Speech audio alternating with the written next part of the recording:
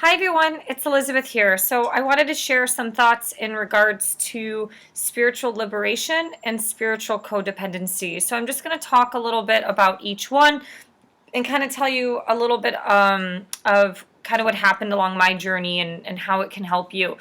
So if you look at everything on life as far as a spectrum, you have entering the world of spirituality, you can liberate yourself from the chains from the chains of society. I would say, like the golden handcuffs, being a slave to the material world, trying to be somebody who you're not, through social media just to gain popularity, doing immoral or corrupt things on planet Earth, doing things that are against, your higher wisdom and higher self-calling. A lot of those things of being a slave to this material world or following the herd mentality of everybody else, it's like, well, they jumped off the bridge, so I'm going to do it.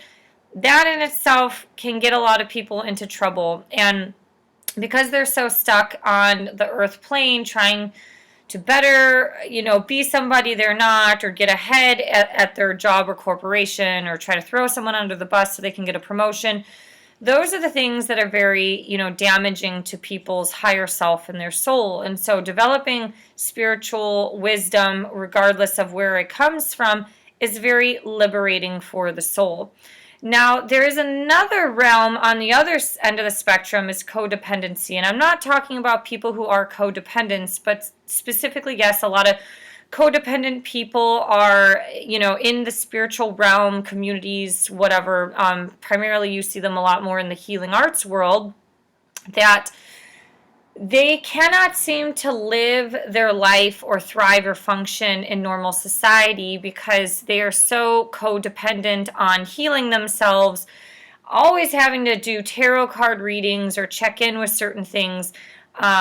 And they can't seem to live a quote unquote either normal life because they're constantly stuck finding a sign or finding a meaning, or the paranoia, which seems like intuition, is actually making them believe a lot of false realities. So you have these two different various ends of the spectrum, and the goal for most happiness and the truth always lies in the middle. So you kind of want to be able to maintain your spiritual well-being or your spiritual life, practices, whatever, as a form of liberation from the BS of society, but not allowing it to once again just go from the chains of the material world to the chains of the spiritual world, to constantly live in guilt and shame where you think you're a sinner, or you have to meditate every day in order to just function and things like that. And I'm not saying those are bad. Like, you want a society, you'd rather have a society where people are meditating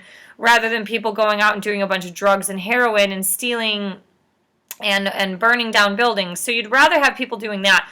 But my point is, I've seen this a lot in the spiritual community, specifically in the healing arts, is that these individuals are constantly stuck, either always having to do Kundalini yoga in order to feel better. They always are reading, they're watching online YouTube tarot card readers trying to get predictions of why their narcissistic, boyfriend or girlfriend left them, or if they're completely done, or that some past person from 5 years ago is going to resurrect themselves and enter into this life. And so that a lot of times is codependency, especially when you're living your life through an online tarot reader.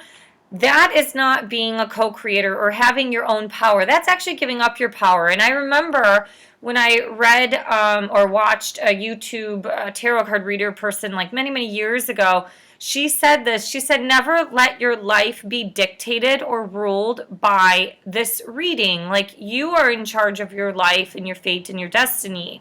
Now, you can use a lot of these tools to help you navigate situations in your life, to always try to help you get onto the right path, or to rebuild your confidence or rebuild your strength. But I think when you're living your life by it, for example, if it's only a half moon, that you're not going to do this certain thing because it's a half moon, or you're not going to do this thing because it's Mercury retrograde. There are right and appropriate times to do things, but when you're always living your life by the cosmic realm and not taking any charge or leadership of your own life or your actions, or not opening up a business because there's some other thing going on, that in itself is taking away your own personal power and giving it to somebody else. You see a lot of codependency in religion, that people are afraid to do anything that's outside of the book, or they're constantly like, well, I'm just a dirty dish rag because, we're all, dirty rags in the eyes of God because we're all sinners. It's like, well, this is a fallen earth. We're going to be very imperfect human beings, try to, put together the puzzle pieces of our own life. So where I'm going with this is, if you feel like you're just stuck in the material world, going to the yoga class or learning how to meditate or maybe reading the Bible or something like that can enlighten you to give away the chains of society. I always go back to that world because it's kind of like the ball and chain. It's like Scrooge revisiting his past, his present, and his future by these ghosts that visited him. He was bounded by money and misery, and seeing his potential future liberated himself to become more friendly. He didn't want to, he saw his future life was just dying alone. It's like, why be wealthy when you have no abundance in your life of love and family and friends and things like that. So in that sense, it's very lonely and miserable. So in that way, it liberated him. That spiritual experience set his soul free, and it changed him to become a better human being, to stop thinking about himself, to think about others, to donate, to give to charity, to help out the needy. He wasn't a miser. He wasn't a Scrooge, a hoarder basically. Now in the spiritual realm today, holy shit, we have so many people who are narcissistic that get into the spiritual realm. And I think a lot of individuals who are very narcissistic get into spirituality for various reasons, but I think there is something that is lacking in their lives, that I just find a lot of them just go into spirituality because it's like, it's very self-centered focused. It's always about their meditation, their Zen state. So some of these things kind of go hand in hand. And I dated a few people who definitely had narcissistic tendencies. I don't think they were like the violent, harmful ones, but we had all this great spiritual chat, but they never once asked me anything about my life. They never asked me, what do I even, do for work? They'd never even asked me how my day was. The conversation was 99% of the time revolved around them and or God. And it was so lonely and miserable that I was like, as much God talk, ancient text, and Jesus talk that we're doing, it was the most lonely experience because the other person just genuinely didn't care about me. He only cared about himself and God. And I'm glad I got out of that situation. So codependencies and narcissists, yes, can get into the spiritual realm. But when you cannot make any decisions on your own, I do think tapping too much into energy is very, very detrimental. It's very damaging, and it can get very confusing for the mind. I've known people that have to throw down, goddess cards and stuff every single day or multiple times a week. I've been there. And that in itself is so misleading and confusing that at some point the logical and rational mind just, can't understand, well, I'm supposed to go in this direction, but now this reading tells me go into that direction. And you're just not living life. You're codependent on a substance, and your substance is spirituality and God or mysticism. And addicts like to get high, and that's the thing. You can get spiritual highs.